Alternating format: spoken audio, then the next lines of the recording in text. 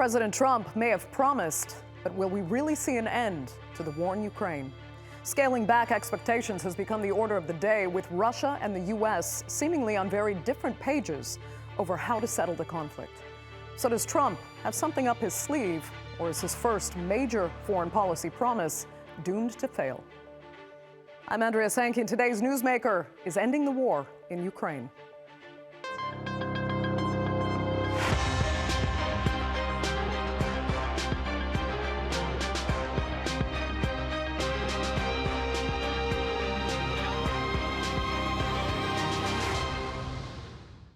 Well, President Trump made it sound simple. He pledged to end the war in Ukraine on day one if elected. Now that promise has changed to the first 100 days, possibly even 6 months. But more than a few analysts, some Russian, are betting it won't happen at all, as the Trump administration has wildly underestimated the true complexity of the issues at hand. Although the fight has been brutal, Russia now holds about 20% of Ukrainian territory, and they seem more than willing to go further. Trump says Putin is destroying Russia by not committing to a peace deal, but Putin doesn't see it that way. Here's a look. Please raise your right hand. Donald Trump returned to the White House this week and is already cutting back on what he promised during campaigning. Before I even arrive at the Oval Office, I will have the disastrous war between Russia and Ukraine settled. It will be settled quickly. I will get the problem solved, and I will get it solved in rapid order, and it will take me no longer than 1 day. That statement was made back in campaigning days last year. It was a promise without any major detail, an announcement without a plan. And it is a deadline that has already passed, though it was previously walked back by others in the administration who said that Trump wants the war ended in his first 100 days. Half a world away, in the bitter cold of an Eastern European winter, Russia and Ukraine's long-standing war rages on. Both countries continue exchanging barrages of air attacks, Russian troops slowly making incremental gains along the eastern front lines. Trump's self-styled dealmaker image and the characterization of him as a transactional president points to a carrot-and-stick approach, possibly offering sanctions relief to Russia in return for Kiev recognizing Moscow's territorial gains in Ukraine. But just hours after his inauguration, Trump accused Russia's President Putin of destroying his own country. He should make a deal. I think he's destroying Russia by not making a deal. I think Russia's going to be in big trouble. For its part, Russia has dismissed one of the key elements of the Trump team's proposal to defer Ukraine's entry into NATO for 20 years. President Trump himself mentioned the primal causes of the conflict in terms of dragging the Kiev regime into NATO, contrary to the agreements that were reached through the Soviet and later the Russia-US agreements and relationships. Speaking at the World Economic Forum on Tuesday in Davos, Ukraine's President Vladimir Zelenskyy said that at least 200,000 Allied troops would be needed to enforce any Ukrainian peace deal. He also urged Europe to think what Europe should do next, not what Trump would do, and urged leaders to take collective steps to defend the European continent against Russian aggression. Let's not forget, there is no ocean separating European countries from Russia. And the European leaders should remember these battles involving North Korean soldiers are now happening in places geographically closer to Davos than to Pyongyang. In the coming weeks, Trump looks set to push Ukraine and Russia to the negotiating table. But the barriers to finding a peaceful settlement, even within 100 days, looks difficult at best. So will we see an end to the war as Trump promised? Well, joining me now to debate that and more are from Moscow, political analyst Dmitry Babich, and from London, former Moscow-based correspondent and host of the podcast Backstory, Dana Lewis. Unfortunately, our U.S. voice had to cancel at the last minute, but I'm glad to have both of you with me. And Dana, I'll start with you because I'd like to look at the expected meeting and ask what are their, Putin and Trump's expectations for this meeting that they've both mentioned now? Still no date for it. And do you think Trump, in a way, has had to accept to an extent that he might not hold all the cards that he thought? Well, I think the fact that you raised the question of the date of the meeting is pretty important because the Trump administration, as it was incoming, talked about solving this war within 24 hours, right? So that's clearly is not going to happen. And why haven't they set a date for a presidential summit, which both sides have said that they're open to, the Russians and the Americans? And that's probably because they don't want to court disaster until they understand where they're going to go in this meeting, what is possible. And I think, Andrea, we know what the Trump administration's opening cards are: end the war, territorial compromise, give Russia some part of the East that they've already conquered, maybe some official recognition of the Crimea, which Russia took in 2014. And then after that, it's a very broad discussion about what happens to NATO membership, which Ukraine has not given up on. What happens to EU membership? What happens to funding of the war? Does America give security guarantees to Ukraine? There are so many open questions, and that's why the special envoy, Keith Kellogg, has not been deployed. He was supposed to go out before the inauguration, and in fact, he's now delayed his trip, and that 24 hours to bring about an end to the fighting in Ukraine has turned into maybe 100 days, maybe 2025 in the whole year. So quickly, Dana, do you think all the confidence that Trump purported earlier on was just part of campaigning? Or do you think he had maybe arguably a naive idea of what he was dealing with and overestimated himself and his position with Putin here? I think you're right on all those counts. It was campaigning, and that he thinks maybe his personal influence with President Putin is somehow going to open the door to a discussion that brings about the end of the war. It's just so far more complicated than that. And Trump's personal relationships aren't going to build a bridge. But the campaigning worked for him. And even in the inauguration, he said that, why was the Biden administration spending billions of dollars protecting other people's borders? He never said Ukraine by name, but he said spending billions of dollars protecting other people's borders when we can't protect American borders. So the agenda's clear. Stop spending billions of dollars in Ukraine, but at what cost? Right. I'm sorry, Dana, just quickly, then one last point that I realized. Do you think we're going to see what we saw with Kim Jong-un and Trump? The relationship, I'm putting that in quotations, between the two of them. Trump, again, before he was elected in the first round, had said, he had a special relationship, basically, with Kim Jong-un. He was going to build peace with North Korea, easy peasy. Now you see where they're at. Is this the same, do you think, with Putin, or are the dynamics different? I've covered presidential summits with Russia and American presidents for decades, and I can tell you that generally you have working groups set up first.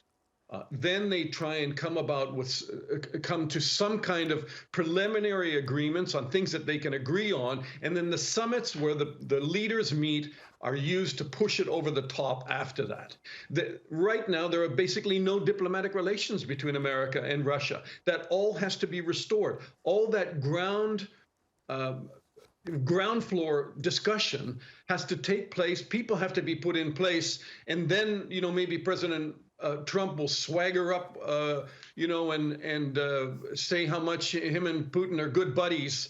But I don't think they're so far away from being able to, slap each other on the shoulder, do a handshake, and come anywhere close to getting the fighting stopped in Ukraine. Okay. Let me ask Dmitry, if you have any more confidence than Dana does in any Putin-Trump meeting, developing a relationship, and ending the war in Ukraine?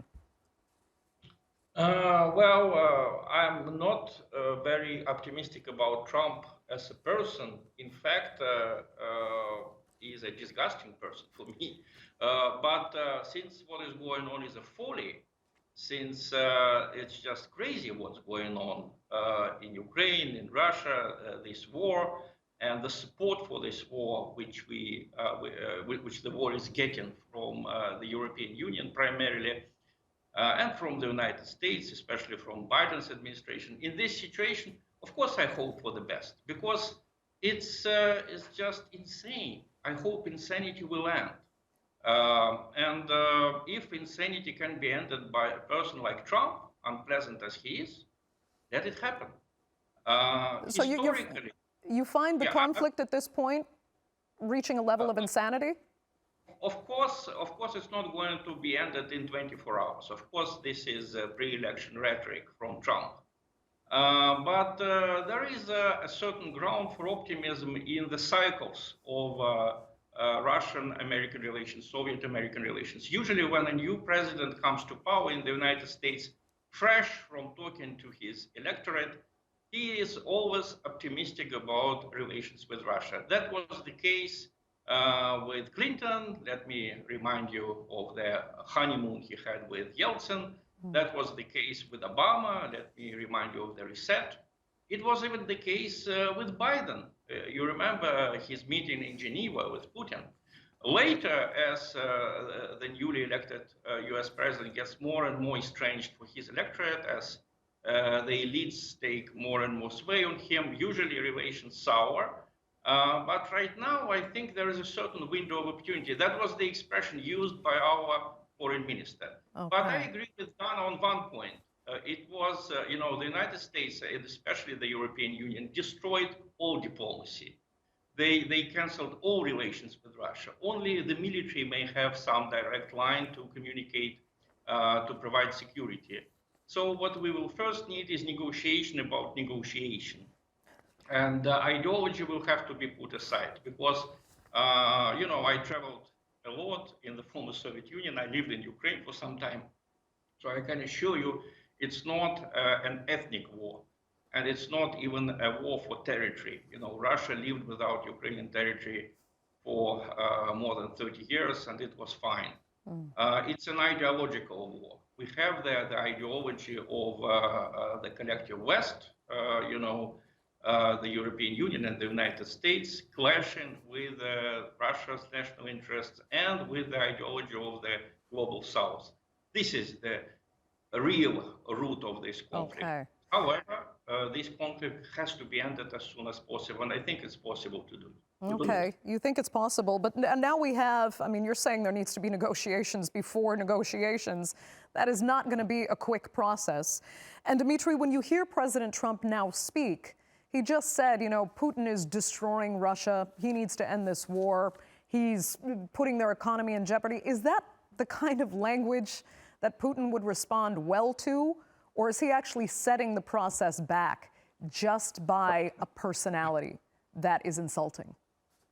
We are used to insults during the last, I would say, 35 years. Since the collapse of the Soviet Union, Russia was insulted and Russian leaders were insulted so many times.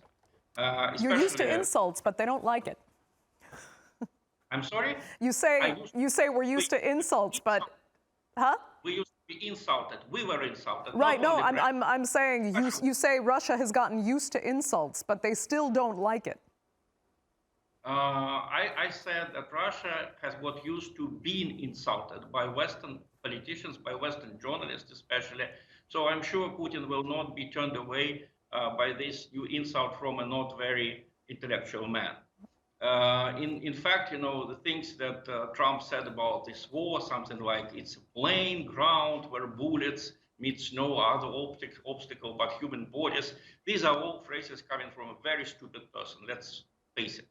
But sometimes even stupid persons end wars. Let's remember that American literature is about that. Common sense sometimes lives in simple hearts. And the problem with Trump, he's an American nationalist, he's an imperialist. But his convictions are still more productive, they're still better than the collective insanity that we had from President Biden and from the European Union. They demonized Russia, they demonized China.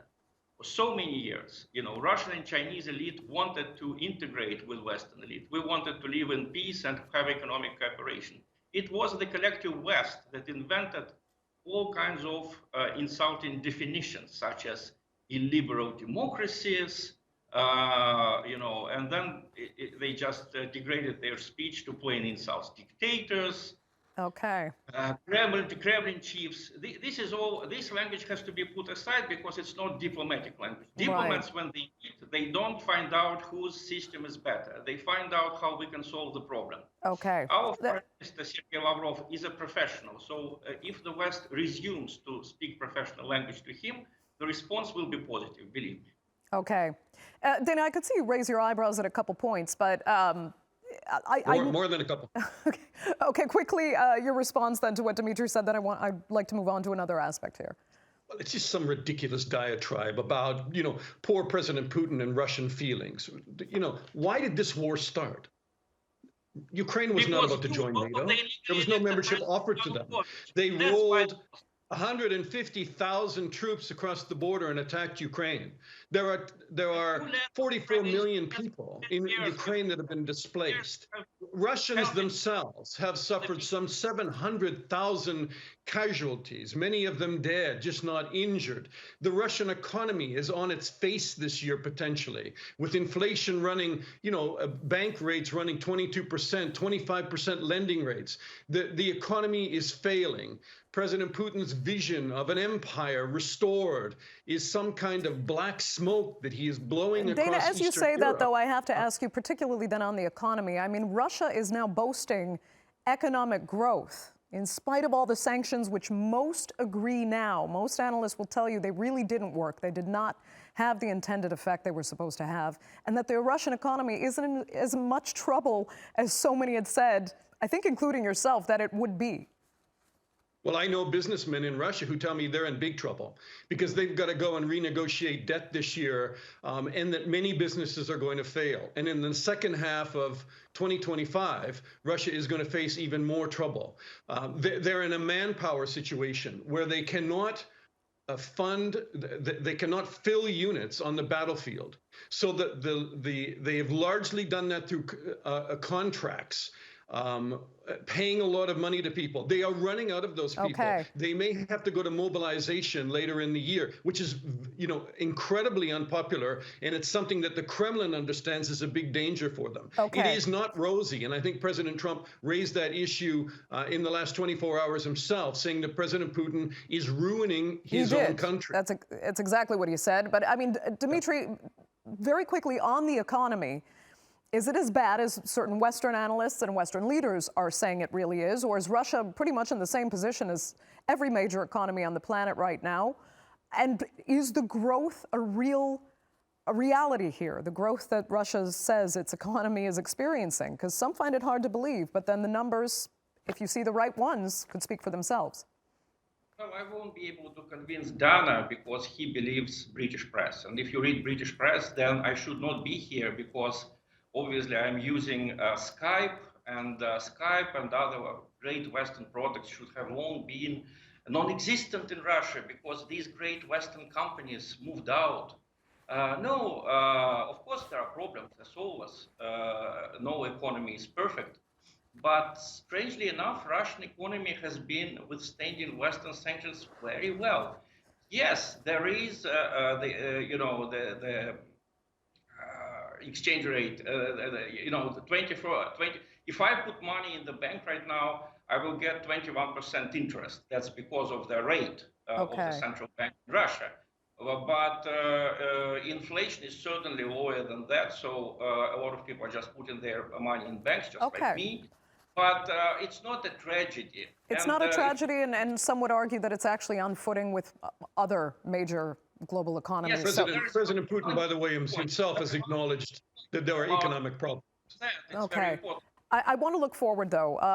When we talk about the complexity of negotiations here, there are major global factors involved, not least a role that China could potentially play and how it factors in, especially with President Xi, saying he's ready to work with President Putin to, I think he said, address external factors. And he was stressing the stability and the resilience of the China-Russia relationship. Now, Trump has insulted, to say the least, both China and Russia.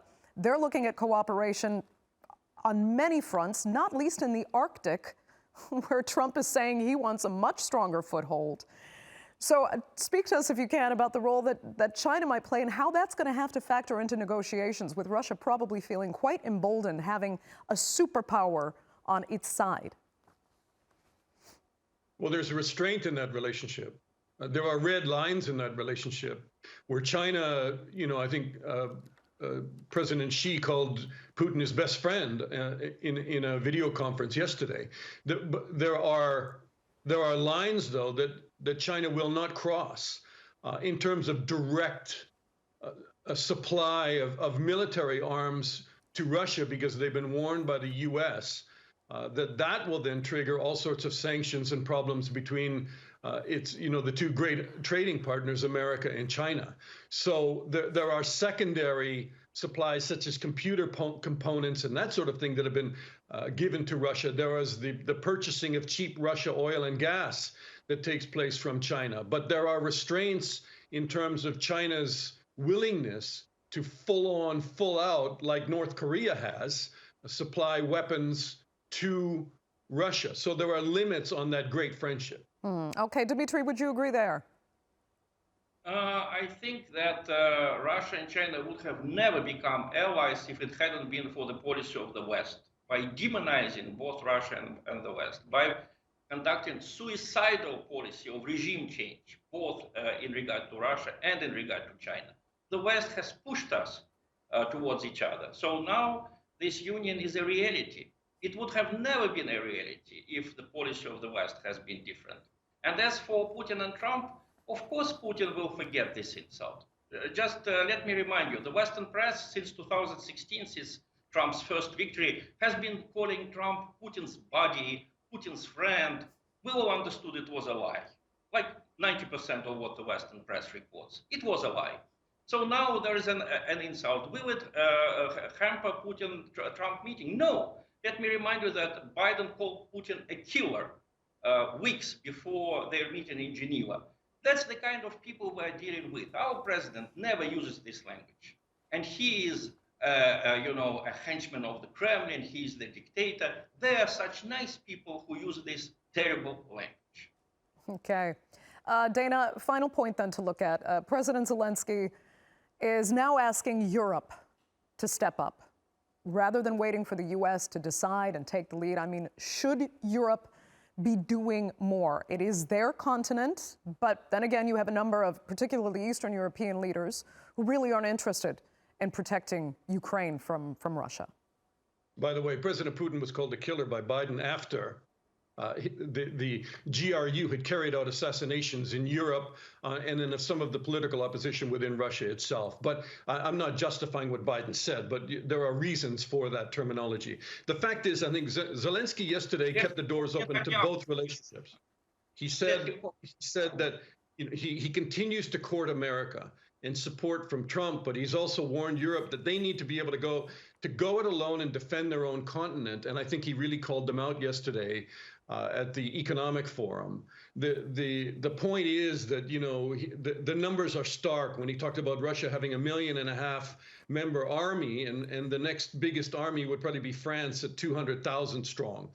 Ukraine itself has 800,000 soldiers. So he said that, like President Trump has said, even 2% of GDP in terms of the economic military contribution to NATO by NATO member countries is not good enough, and he's now used the 5% figure.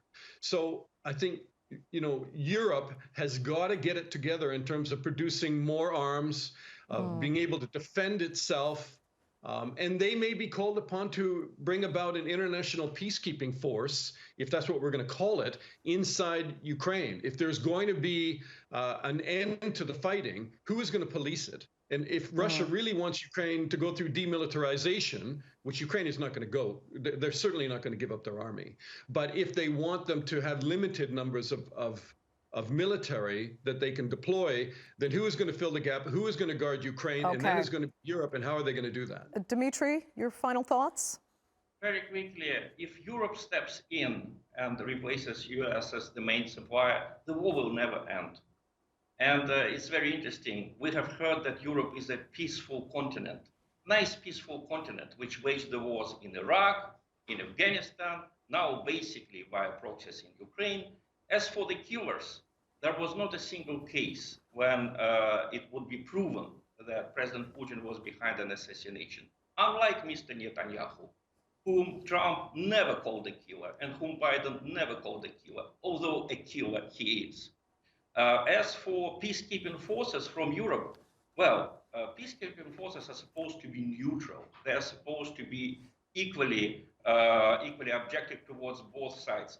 Who will believe it after so many years of European weapons supplies for the Kiev regime, after so many years of diplomatic and economic support for that regime, after the Maidan coup in 2014, when not only the United States, but also the European Union openly supported the ousting of the legally elected president. Okay. Dmitry, that will have to be the final word, because unfortunately we are completely out of time for this edition of the Newsmakers. I'd like to thank both of you so much for being with me. Our viewers, of course, for joining us as well. Remember, you can follow us on social media, and do be sure to subscribe to our YouTube channel. I'm Andrea Sankey. We'll see you next time.